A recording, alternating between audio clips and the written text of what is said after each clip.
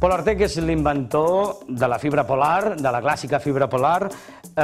Avui dia és el fabricant de més de 300 tipus de teixits per als principals fabricants de roba de neu i muntanya.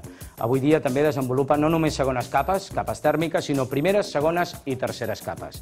Un bon exemple és el Power Dry High Efficiency, en base de polièster, i veureu la seva capacitat d'extraure la suor, que és la clau per mantenir el cos sec. Per exemple, li posem una gota de suor i veureu com capta aquesta humitat de dins per transportar-la a fora i difuminar-la, facilitant el seu secat.